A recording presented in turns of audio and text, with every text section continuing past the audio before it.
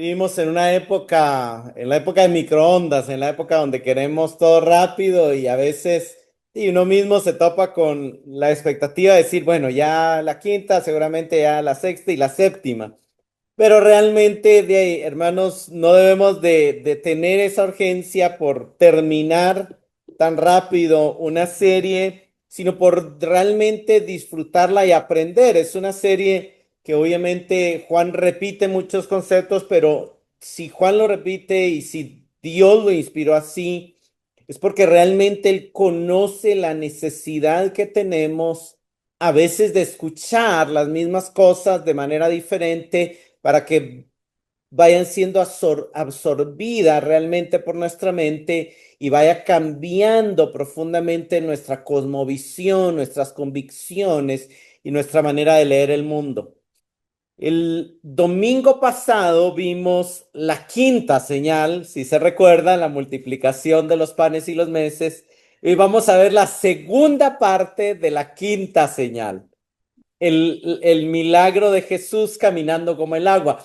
Alguien dirá, pero no sería entonces la sexta, pero realmente no, porque está dentro de un mismo, o sea, tanto Mateo como Marcos como Juan conectan ambos relatos. O sea, la alimentación de los 5,000 está conectado con la narración de Jesús caminando sobre el agua y aunque son milagros diferentes, la proximidad y conexión de estos milagros y algunos otros detalles que vamos a ver en la enseñanza esta mañana nos muestran que deberían ser interpretados juntos y forman parte de la misma señal.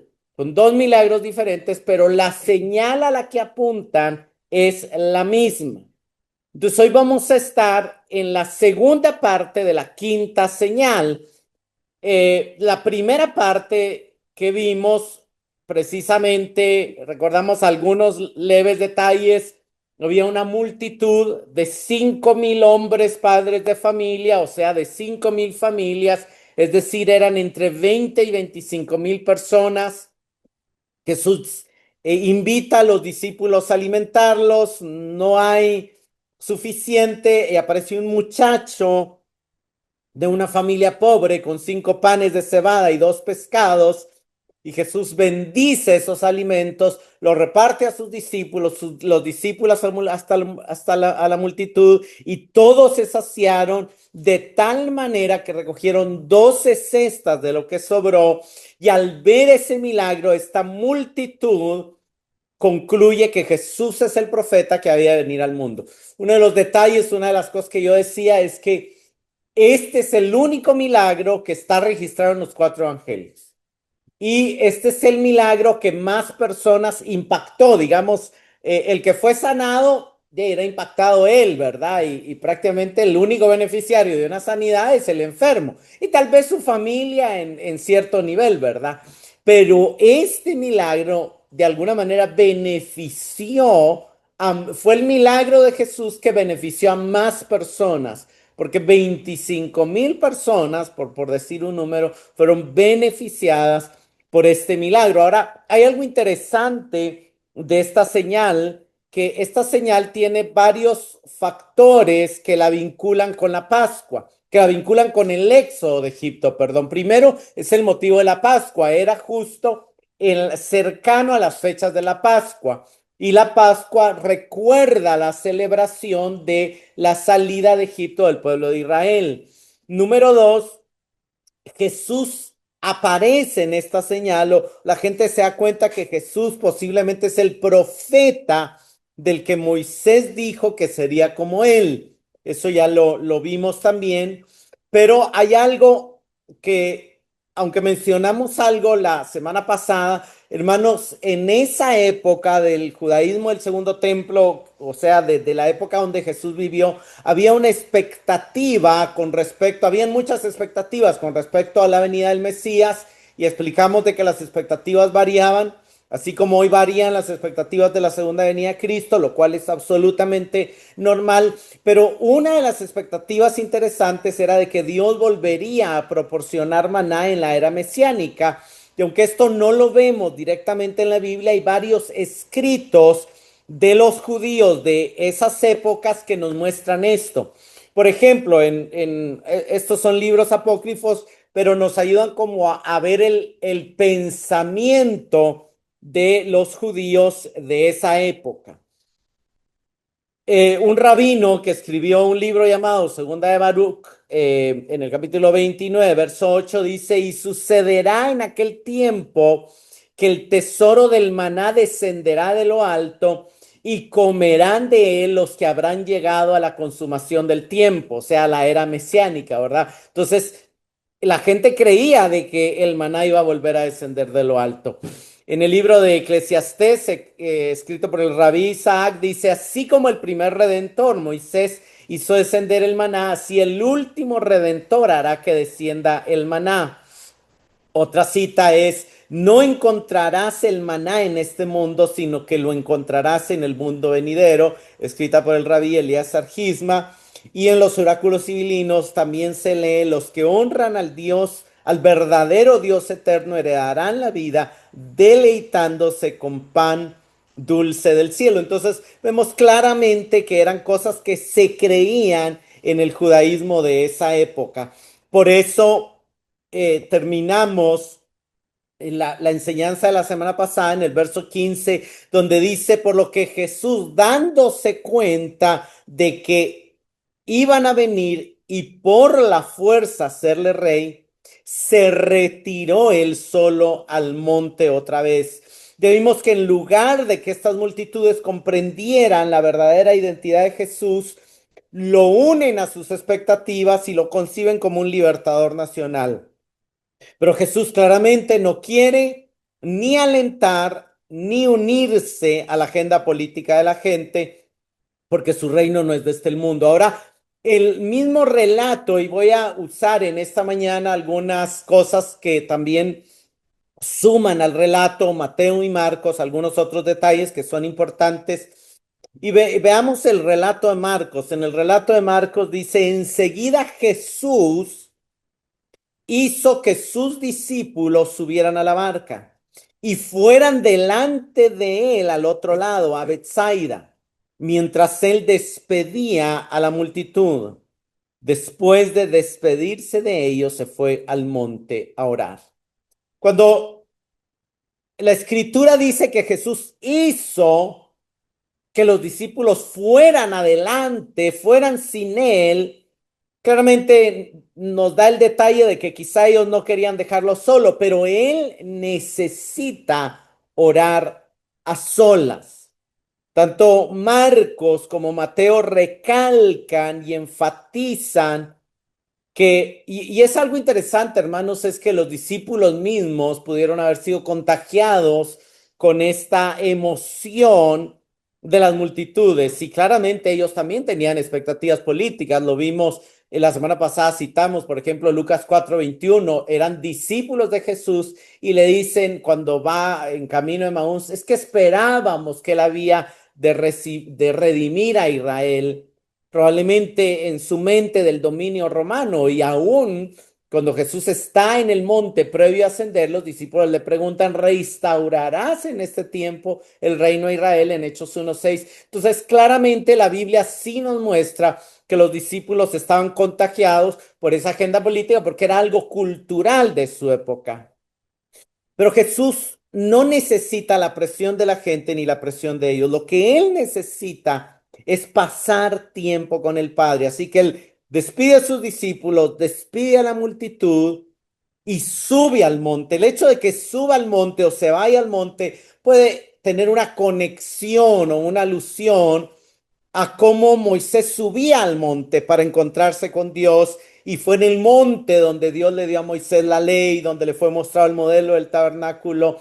Y claramente la Biblia nos enseña que si Moisés, un hombre que era solamente hombre, necesitó depender de Dios para hacer su tarea y para cumplir su ministerio, y también Jesús, que era Dios y que era el Hijo de Dios, pero en su humanidad, él muestra que necesita depender de Dios para su ministerio. Hermanos, cuánto más nosotros necesitamos depender de Cristo para cumplir la tarea que Él nos ha mandado hacer, porque a nosotros quien nos ha enviado es Jesucristo.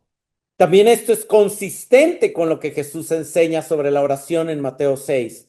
La oración no se debe hacer para ser visto por los hombres, sino para estar con el Padre en lo secreto.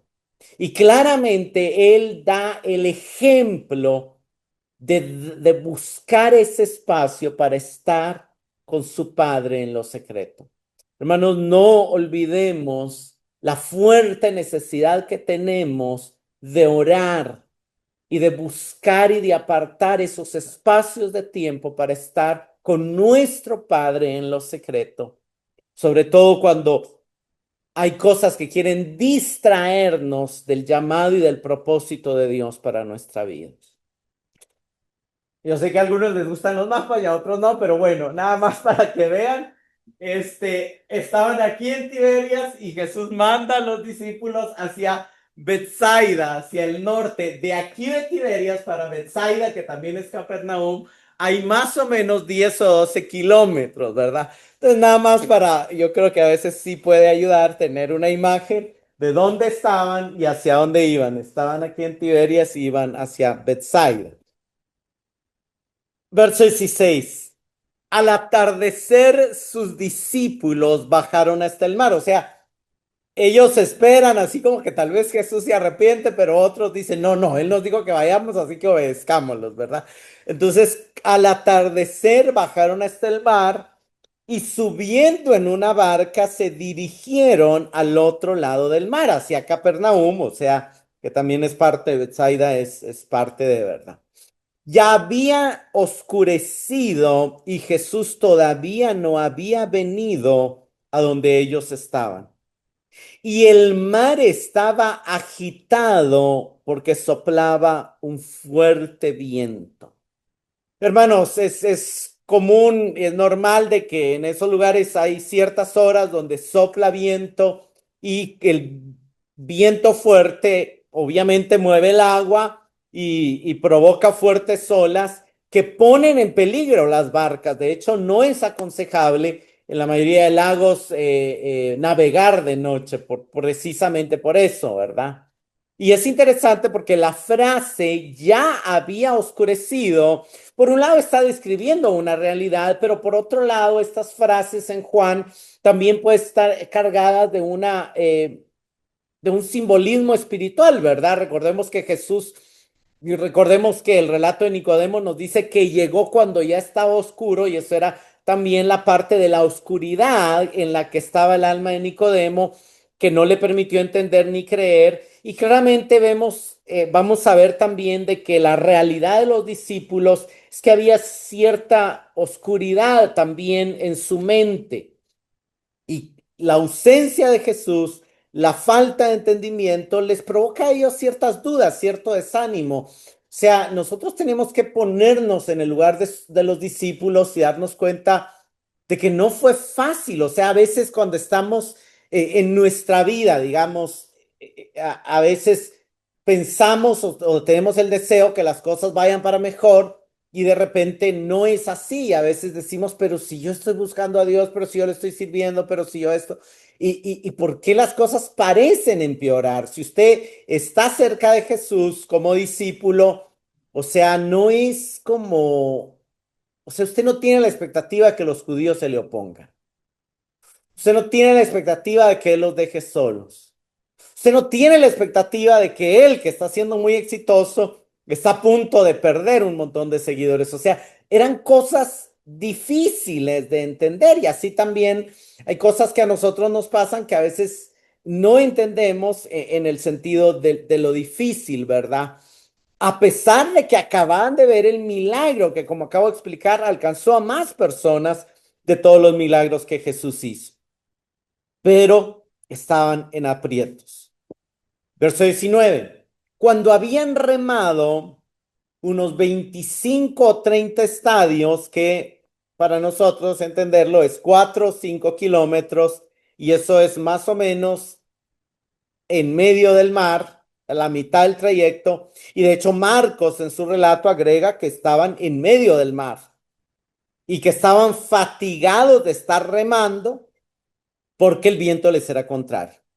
Pero regresemos aquí a Juan. Cuando habían remado 4 o 5 kilómetros, vieron a Jesús caminando sobre el mar y que se acercaba a la barca y se asustaron. Voy a hacer pausa aquí porque Juan resume un poquito porque Marcos y Mateo ya dan un poco más de detalle, pero Marcos nos dice que Jesús los vio en medio del mar y vio que estaban fatigados de remar. Hermanos, también Marcos nos explica que cuando Jesús se acercó era la cuarta vigilia de la noche, que es más o menos las 3 de la mañana. Imaginemos que ellos llegaron al mar y empezaron la travesía a las 6 de la tarde. O sea, son 10 o 12 kilómetros. Digamos, yo no soy experto en barcos, ni nunca he sido marinero, ni nada por el estilo, pero no creo que haya, si hubiera sido, si el mar, si el lago hubiera estado tranquilo, pues, pero tenían 9 horas de estar remando. Imagínese usted, póngase usted a pensar 9 horas de estar remando. Y no avanzaban porque el viento los regresaba y avanzaban y el viento los movía. O sea, remar esa distancia por más o menos 9 horas hace que cualquiera llegue a estar realmente cansado. Mateo y Marcos añaden también el detalle de que pensaron, cuando vieron a Jesús de lejos caminar sobre el agua, pensaron que era un fantasma y se pusieron a gritar. Y también es importante detallar que el significado de fantasma en el griego no es necesariamente el significado como hoy, ¿verdad? De fantasma. Realmente en la palabra griega fantasma se refiere a cualquier manifestación visual de algo que inspira o gran asombro o miedo. De hecho, Josefo usa la palabra fantasma en Éxodo 3:33 cuando Moisés dice que iré yo y veré esa visión, esa aparición, ese fantasma, porque la zarza no se quema. Entonces no necesariamente ellos pensaron que era un fantasma como el de los cazafantasmas, sino claramente ellos vieron una visión que les causaba gran asombro y se asustaron. Verso 20, pero él, el Señor les dijo, yo soy, no teman.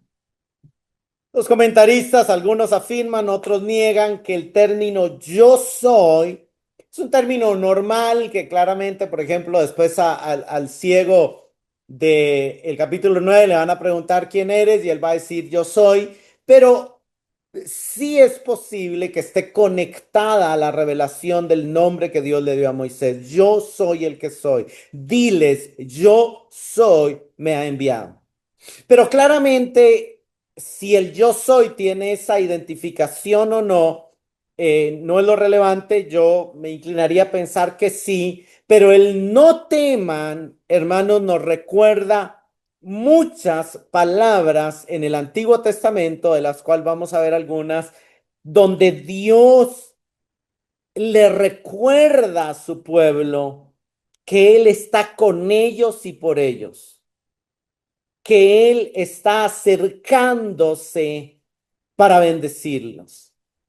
Porque claramente en el Antiguo Testamento, cuando alguien se sentía o miraba o se le aparecía el ángel del Señor o Dios de alguna manera, el temor era, ya estoy muerto, soy hombre muerto. Y generalmente el Señor dice, no teman. Verso 21. Entonces ellos querían recibir a Jesús en la barca, pero la barca llegó enseguida a la tierra a donde iban. Hermanos, esta última parte, la barca llegó enseguida a la tierra donde iban, no la podemos pasar por alto. O sea, eso es otro milagro. Ellos estaban a medio camino, en medio del mar. Les había llevado 9 horas, que era más del tiempo normal, porque el viento era contrario, pero tampoco es que les iba a llevar un segundo recorrer los otros 4 o 5 kilómetros. Y sin embargo, llegó enseguida, y la palabra enseguida en el griego Se puede traducir inmediatamente, se puede traducir en un momento, se puede traducir en breve, se puede traducir en un instante. O sea, todas las posibles traducciones de esta palabra son muy rápido, muy pronto, enseguida, ¿no? Tampoco significa en el mismo exacto momento, pero sí puede significar en breve, pero no puede significar 10 horas después, o sea, no aplica para una interpretación así. Veamos algunas profecías del Antiguo Testamento que están relacionadas con este suceso. En Job, capítulo 9, versos del 8 al 11 dice, y aquí es Job está hablando de Dios y está profetizando acerca de Dios, y esto es mucho antes de que él conozca mejor a Dios en los capítulos 38, 39 y 40, pero dice, el que solo extiende los cielos y anda sobre las olas del mar. Él es el que hace la Osa, el Orión y las Pléyades y las cámaras del sur. El que hace grandes cosas inescrutables y maravillas sin número. Si él pasara junto a mí, no lo vería. Si me pasara adelante, no lo percibiría.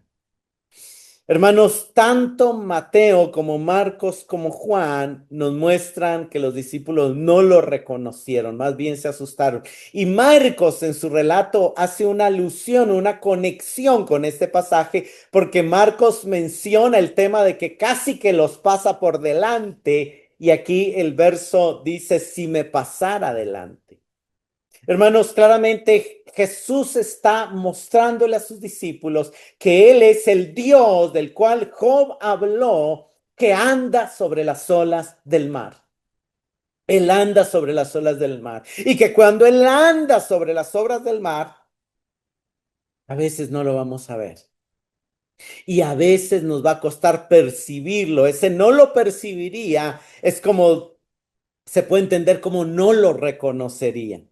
Y claramente se está cumpliendo este pasaje en esa escena porque Jesús está pasando delante de ellos y no lo están reconociendo como Jesús, sino que hasta que Él les habla, Él se da a conocer a ellos. Pero antes de que Él les hable, no lo perciben, no reconocen quién es Él. Hay más profecías del Antiguo Testamento que nos muestran que apuntan a este milagro que Cristo iba a hacer de caminar sobre el mar. Vean el Salmo 77:19. En el mar estaba tu camino y tus sendas en las aguas inmensas, y no se conocieron tus huellas.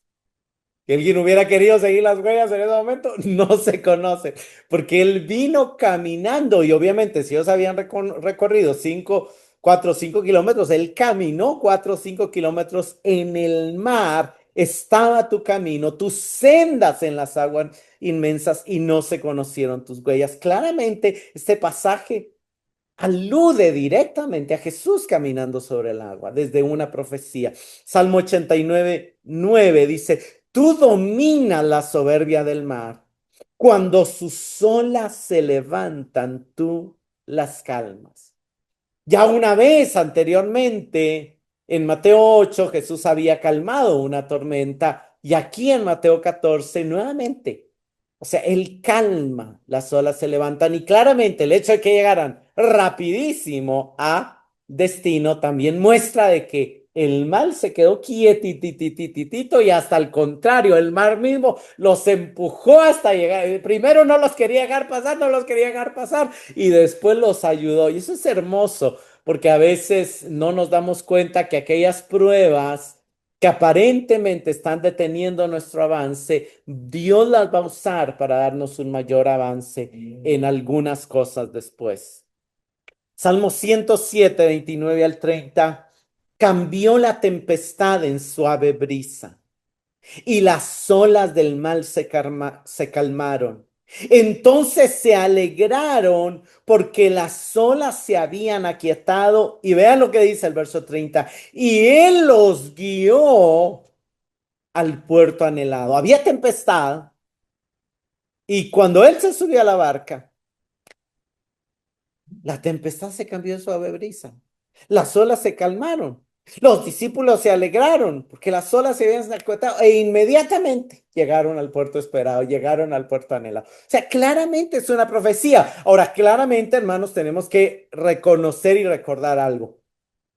Los salmistas escribieron estos salmos un poco de su imaginación, obviamente la inspiración del Espíritu Santo, pero recordando la apertura del Mar Rojo cuando el pueblo de Israel salió de Egipto. Pero ellos mismos, como dice Pedro, a veces ni los profetas se daban cuenta que estaban profetizando acerca de Cristo. Entonces, ¿qué intenta Jesús? Jesús, al caminar en el agua, está mostrándole a sus discípulos también, a través del cumplimiento de estas palabras, que Él es el que hizo cruzar al pueblo de Israel por el Mar Rojo. Así como Él es el que les dio maná en el desierto. De hecho, ambos, y por eso vemos que ambos milagros apuntan a la misma señal.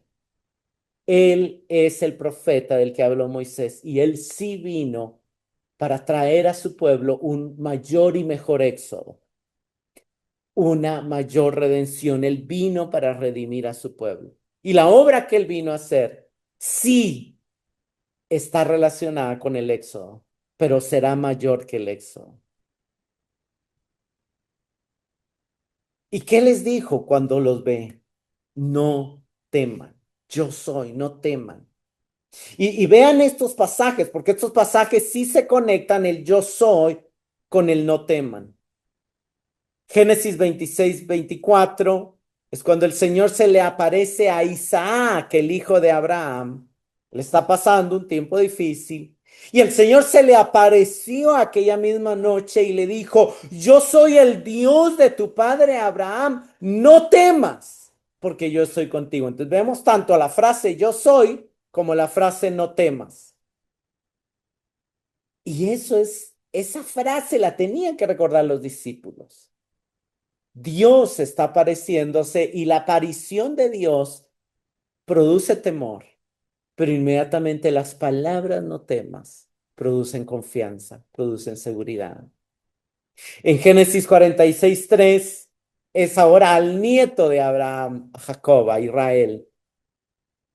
Dios se le aparece de nuevo y él le dijo, yo soy Dios, el Dios de tu padre.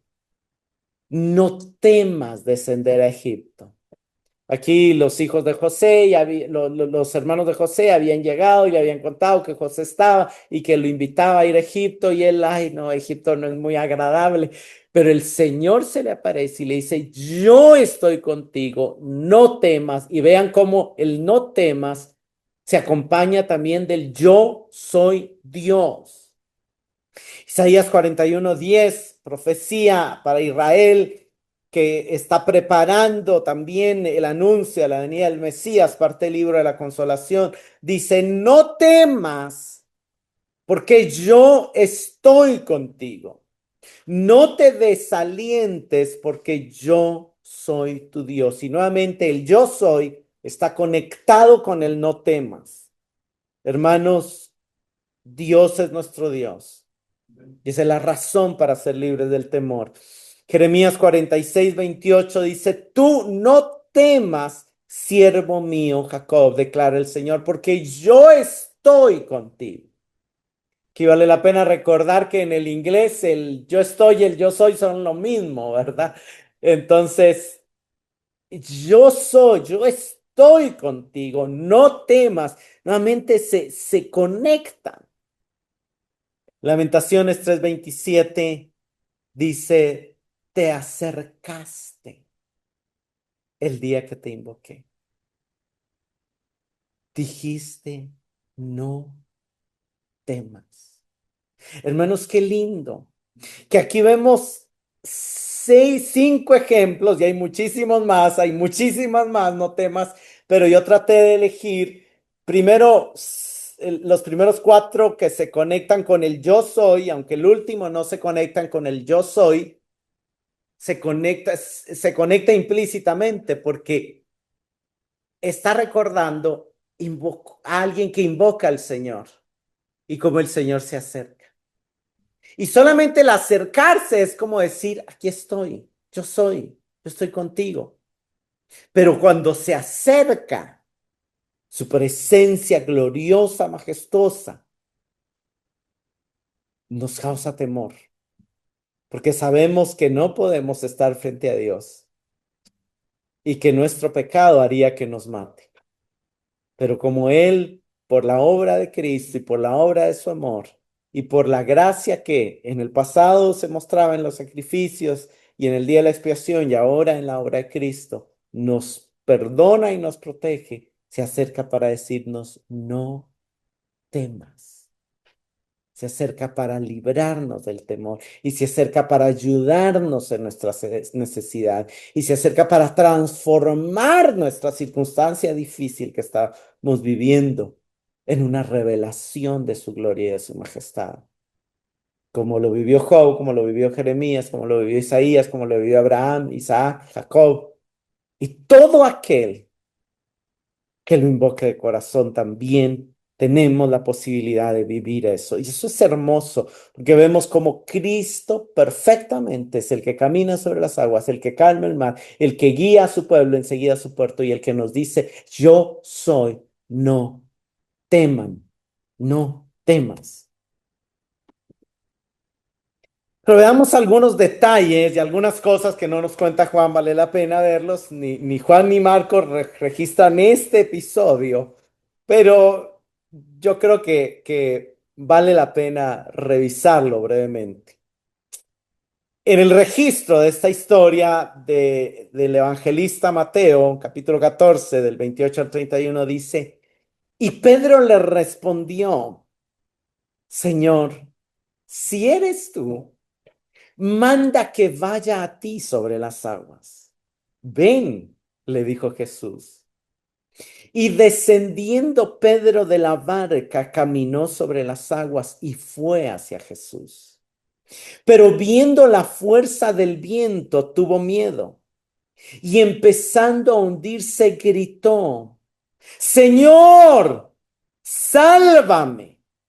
Al instante Jesús extendió la mano, lo sostuvo y le dijo, hombre de poca fe, ¿por qué dudas? Algo interesante es que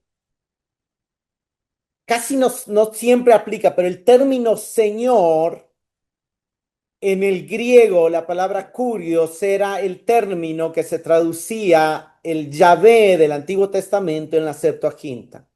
Entonces, el término Señor generalmente en el Nuevo Testamento tiene esa alusión de la divinidad, de la unión de Dios con el Padre y de la identidad del Dios de Israel, del soberano, del todopoderoso, del creador. Puede ser que Pedro si vislumbrara y se diera cuenta que Jesús está cumpliendo estas profecías encontradas en Job y en los Salmos. Y entonces le dice, Señor, si eres tú, si tú eres Dios, como veo que lo eres, como no lo estás demostrando, mándame que yo vaya a ti, mándame. Es algo importante también porque mándame es, da tu palabra, porque tu palabra puede hacer posible esto. Ya en una circunstancia pasada, algo que fue lo que impactó y convenció a Pedro de que Jesús era Dios, Jesús le había dicho, tira a la derecha la red. Y él no muy convencido le dice, yo no lo haría, pero en tu palabra voy a echar la red. Y aquí es lo mismo, mándame, si tú das la palabra de que yo pueda caminar sobre las aguas, entonces yo iré. No por mis fuerzas, sino por el poder de tu palabra. Entonces Dios dio la palabra, Jesús dio la palabra y le dice, ven. Y claramente, hermanos, aquí Pedro está demostrando más fe que los demás, porque es el único que tiene esa valentía de decirle al Señor, dale la palabra y yo voy a caminar. Y cuando el Señor le dice, ven, él dijo, bueno, el Señor ya dijo, ven, ya dio su palabra. Entonces él desciende de la barca y empieza a caminar sobre las aguas, viendo a Jesús y avanzando hacia Jesús. ¿Qué es lo lamentable? De que el enemigo lo distrajo ahí con el ruido de las olas y todo, y él apartó su mirada de Jesús y se puso a ver la fuerza del viento. Pero no podemos ver a dos lugares al mismo tiempo. O vemos hacia allá o vemos hacia allá. Pero si usted se pone a ver la fuerza del viento es porque quitó sus ojos de Jesús. Y cuando quitamos la mirada de Jesús y nuestros ojos no están puestos en Jesús, nuestra fe se va a debilitar. Y eso es lo que pasó con Pedro. La fe que era fuerte al inicio se disminuyó al ver la fuerza del viento y empezó a hundirse. Ahora aquí hay también un milagro. ¿Cuántas veces usted en una piscina o en un río o en el mar le ha dado tiempo a hablar mientras se está hundiendo? Hermanos, es un milagro que él se haya hundido despacio y le haya dado tiempo a decir, Señor, sálvame. Y sin embargo, se fue hundiendo poquito a poquito y el Señor extendió la mano y lo salvó. Sin embargo, lo regañó y le dice, hombre de poca fe, ¿por qué dudaste? Claramente, lo que le hizo dudar fue el apartar el viento. Claramente, la pregunta de Jesús es como si le estuviera diciendo, ¿por qué apartaste tu mirada de mí? ¿Por qué volteaste a ver la fuerza del viento? Porque el mismo pasaje nos dice que fue lo que le hizo dudar. Entonces nada más es hacer la conexión. Hermanos, no apartemos nuestra mirada del Señor.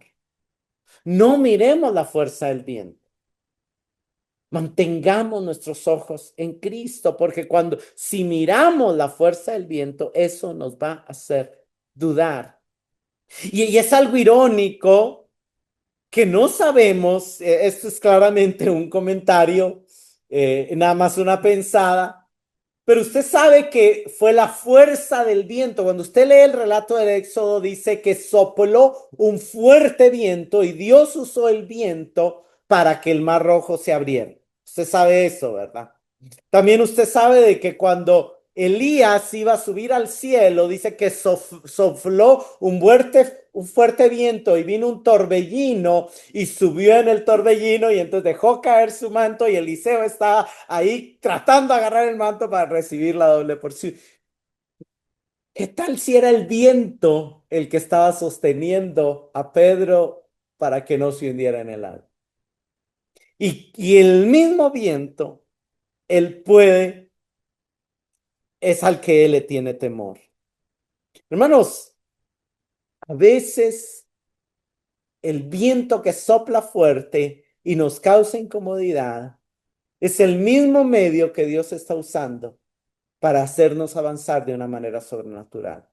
Si usted hubiera sido parte del pueblo de Israel, de esos que salieron de Egipto hacia todo, yo le digo que usted cruzaba el Mar Rojo sintiendo la fuerza del viento. Porque el pueblo cruzó sintiendo la fuerza del viento, porque el viento estaba manteniendo el mar rojo abierto. Y hermanos, a veces no nos damos cuenta cómo Dios usa las circunstancias difíciles que no quisiéramos sentir para hacernos avanzar. Es parte del mismo mensaje, es una imagen de nuestra vida. Nuestra mirada debe de estar puesta en Jesús y la sensación del viento fuerte no debe de atemorizarnos, sino al contrario, debemos entender que Dios las está usando para ayudarnos a avanzar y para mantenernos el camino despejado. Voy a regresar al relato de Marcos y de Mateo, porque esto es algo muy importante. Yo creo que Juan no incluye estos detalles porque él asume que sus lectores ya han leído estas historias tanto en Mateo como en Marcos. o sabe que las vamos a leer, ¿verdad? Él dice, voy a dejar esto que Marcos y Mateo se lo cuenten porque ellos son buenos estudiantes de la Biblia, entonces seguramente van a ir ahí y no se lo van a perder. En Marcos 6, 51 y 52 dice, subió con ellos a la barca y el viento se calmó. Y ellos estaban asombrados en gran manera, porque no habían entendido lo de los peces, sino que su mente estaba embotada. Hermanos, lo primero que este relato enfatiza es la falta de comprensión de los discípulos. Es algo que Juan, como lo vimos en la introducción de esta serie, nos muestra a lo largo del libro. Los discípulos, aunque estaban con Jesús, no por eso eran más inteligentes ni tenían más fe que los de... No, fue la ayuda de Jesús explicándoles y teniéndoles paciencia lo que les ayudó, pero ellos ni nosotros, ellos no eran mejor que las multitudes, como nosotros somos mejor que los que estamos afuera. Lo mejor que hacemos, lo mejor que podemos hacer es estar cerca de Jesús. Tener la mente embotada. ¿Qué es el embotamiento? El embotamiento es la ausencia temporal de la reacción a estímulos de forma normal. Es un funcionamiento psíquico amortiguado e insuficiente en sus reacciones. Es como un tipo de indiferencia, una falta de respuesta emocional ante situaciones que deberían de provocar una reacción. Es más o menos lo que hoy en día llamamos es que me quedé en shock. O sea, no pude reaccionar, no logré entender, me quedé pasmado, me quedé paralizado. Y eso le había pasado, por eso es parte de la misma señal, porque Jesús hace esto, porque él quería que comprendieran algo con los panes y no lo comprendieron.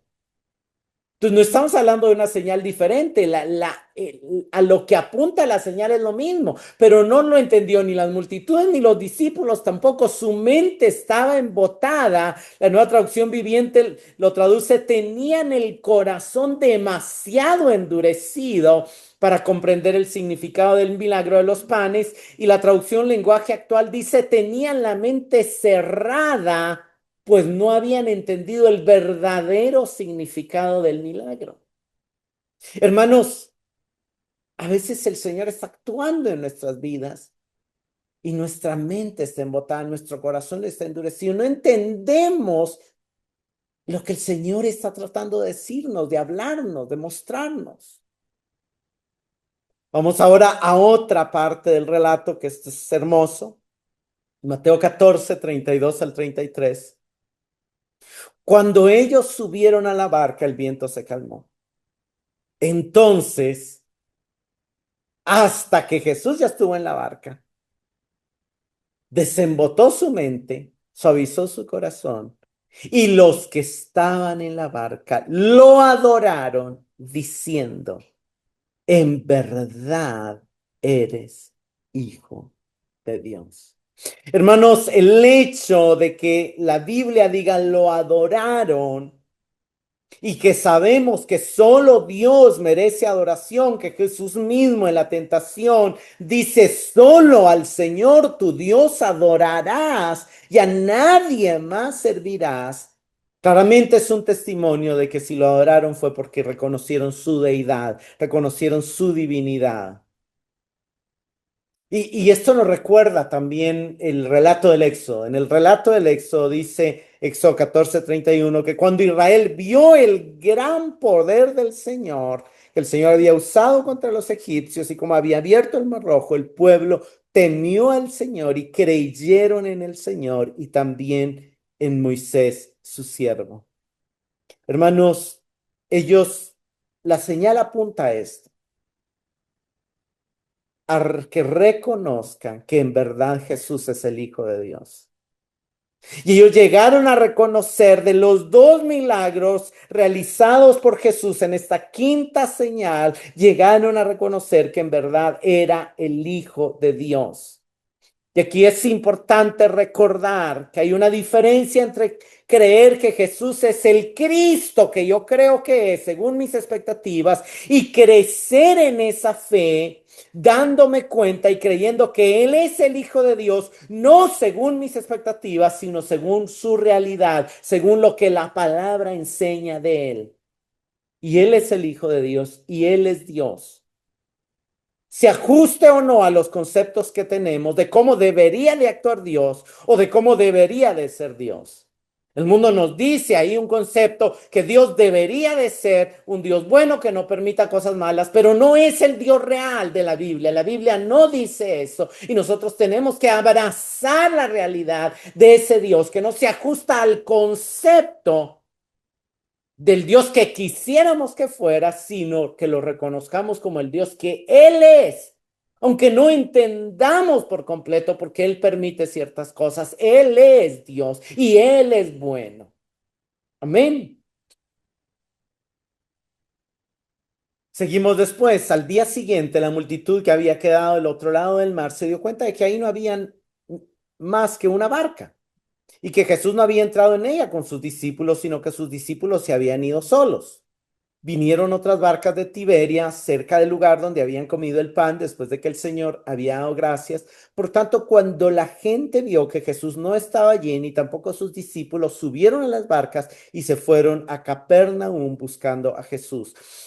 El punto de estos versos es simplemente el hecho de que los que experimentaron la multiplicación de los panes y los peces y comieron hasta saciarse y querían hacerlo rey a la fuerza, no van a abandonar tan fácilmente su intento de hacerlo rey y se disponen a buscarlo.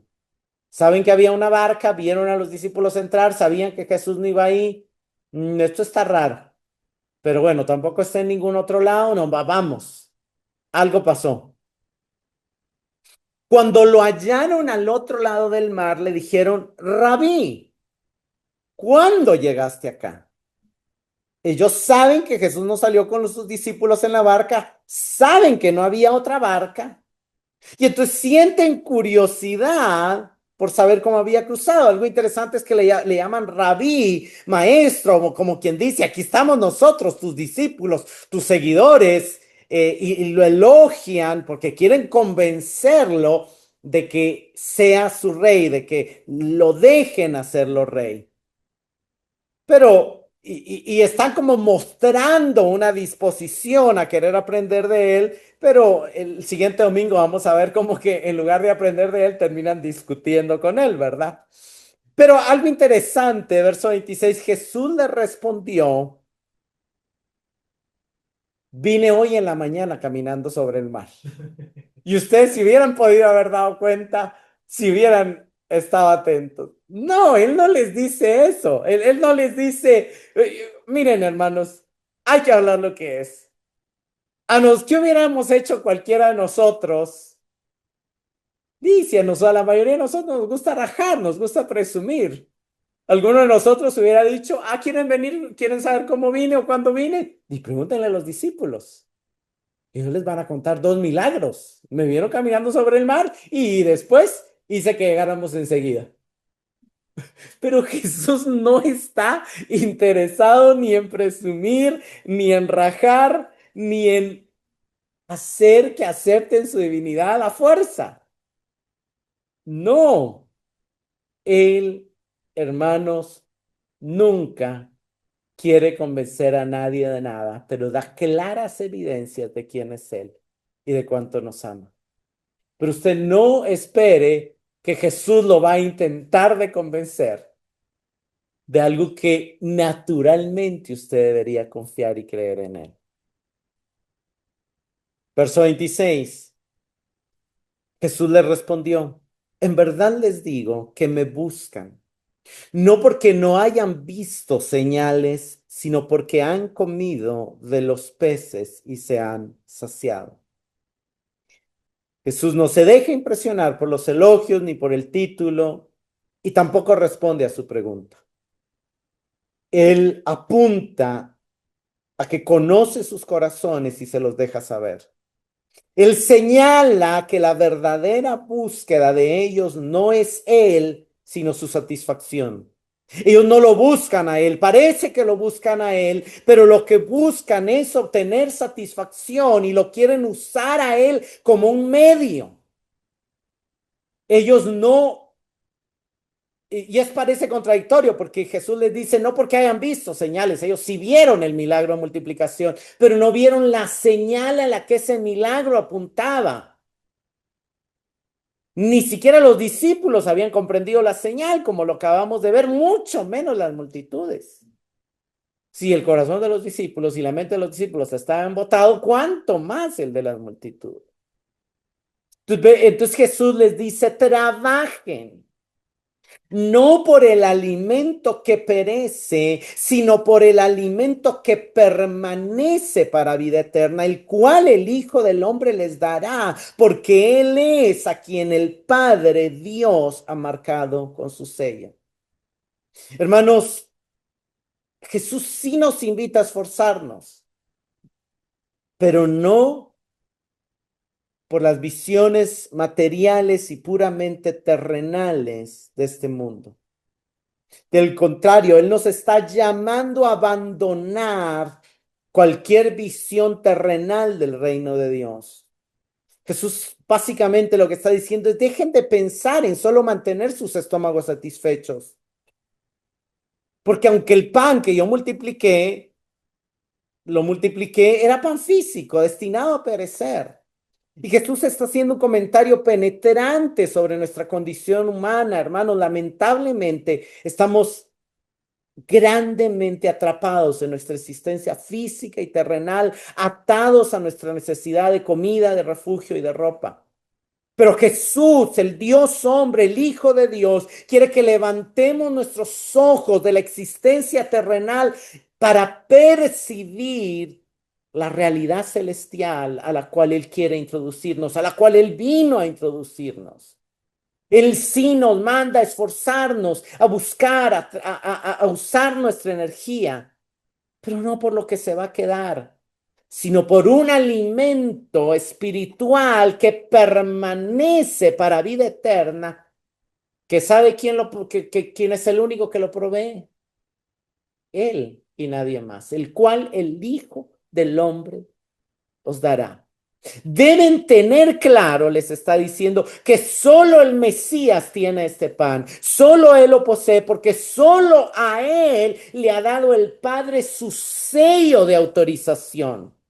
Ese sello de autorización que el Padre le ha dado a Cristo es lo que estudiábamos del testimonio que el Padre ha dado acerca de Jesús a través del mensaje con el Bautista, a través de los milagros y a través de las Escrituras. Las Escrituras solo autorizan a Jesús para dar salvación y vida eterna. Entonces le preguntaron, ¿qué debemos hacer para poner en práctica las obras de Dios? Hermanos, esa pregunta muestra la cosmovisión de ellos y muchas veces de nosotros.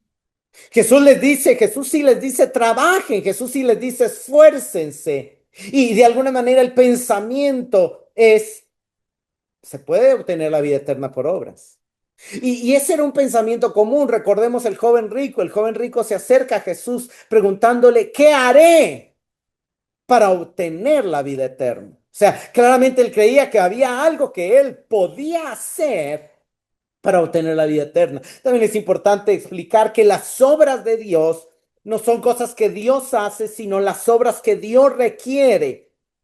Ellos tienen cierto nivel de confianza en Jesús y les dice, seguramente tú sabes lo que Dios requiere, explícanos y nosotros lo haremos y ya vamos entonces a hacerte caso y vamos a obtener ese pan que da vida eterna y entonces ya vamos a estar de acuerdo y entonces ya tú estás de acuerdo con nosotros y entonces aceptas que te hagamos rey. Pero claramente están malinterpretando lo que Jesús les está diciendo. Y no pusieron atención a la última frase de Jesús, el cual el Hijo del Hombre les dará. Jesús acaba de explicar que lo que da vida eterna, vean aquí, El alimento que permanece para vida eterna no es algo que por el que se pueda trabajar ni que se pueda ganar, aunque acaba de decir trabajar, pero Él lo dará, es un regalo. Y por eso el tema de la fe parece una contradicción, pero es un regalo, no es un salario, no es una paga. Él lo dará, Él lo otorgará. Y entonces viene la respuesta de Jesús. Jesús le respondió, esta es la obra de Dios, o dicho de otra manera, la obra que Dios requiere, que crean en el que Él ha enviado. Hermano, la obra que Dios requiere es la fe en su Hijo. Pero no es una fe en un objeto abstracto. No es una fe tampoco en una confesión doctrinal, es la fe en la persona de Cristo enviado por Dios mismo precisamente para darnos a conocer al Padre, para revelarnos a Dios. Lo interesante es la confianza que esta gente tiene en ellos mismos, en su capacidad de satisfacer las demandas de Dios. Pero les cuesta confiar en el que Dios ha enviado. De hecho, la respuesta correcta, como vamos a ver, el siguiente domingo no la aceptan, pero para nosotros, hermanos, nosotros tenemos la misma necesidad que ellos tienen de vida eterna, el mismo anhelo, la misma necesidad de una vida enfocada en lo eterno, en lo permanente, en lo celestial. Y para nosotros, y nosotros tenemos la misma pregunta. ¿Qué haremos? ¿Qué obras haremos para dar la vida eterna? Y la respuesta que Dios nos muestra es que sí podemos trabajar, en el sentido de que sí podemos esforzarnos y sí podemos invertir nuestra energía, pero el único trabajo, el único esfuerzo que vale la pena, hermanos, es esforzarnos por confiar en Jesús. Es esforzarnos por depender de aquel que vino a dar su vida por nosotros. Es lo único que nos libera de nuestros afectos menores que nos atan a nuestras posesiones, relaciones y entornos terrenales. El mensaje de Cristo es claro. El mismo mensaje de Juan 3. El que cree en el Hijo tiene vida eterna. El mismo mensaje, la obra que Dios requiere de nosotros, el esfuerzo único que vale la pena que hagamos es el esfuerzo por confiar en Él. ¿Quién es Jesús en esta señal? Jesús es el Dios que camina sobre el mar y lo domina y lo calma. Jesús es el Dios que nos dice, yo soy, no temas, que se acerca a nosotros para decirnos, no teman. Él es el Dios a quien el Padre le ha dado su sello de autorización para dar vida eterna, pero más importante, Él es el objeto de la fe salvadora. Porque Juan escribió su evangelio para que creamos que Jesús es el Hijo de Dios y para que creyendo en Él tengamos vida en su nombre y suave. No diga tan rápido, yo ya creí, yo ya tengo vida eterna. No seamos tan prontos en llegar a esa conclusión. Y creo que sí podemos decir, pero es necesario que evaluemos si cada día estamos creyendo, confiando. Porque los discípulos ya habían creído y luego su mente se embotó y luego Jesús tuvo que desembotar su mente y luego volvieron a creer y adorarlo. Y esa es una dinámica en la que tenemos que crecer, en mantener esa fe, en crecer en esa fe, en fortalecer esa fe.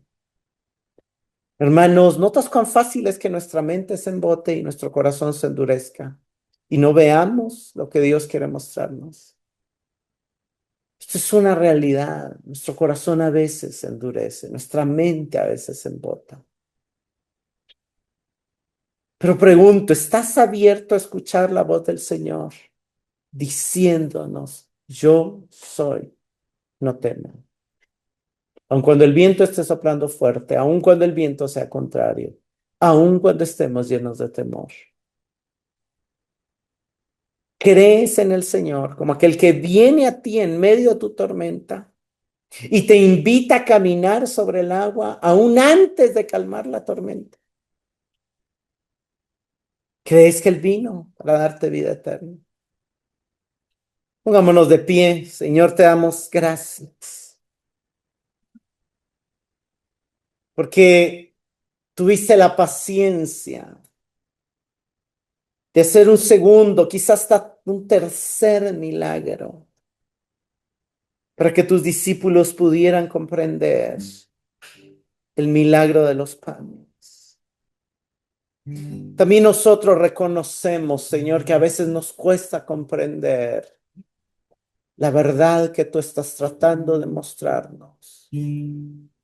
A veces también, Señor, nuestra mente se embota y nuestro corazón se endurece.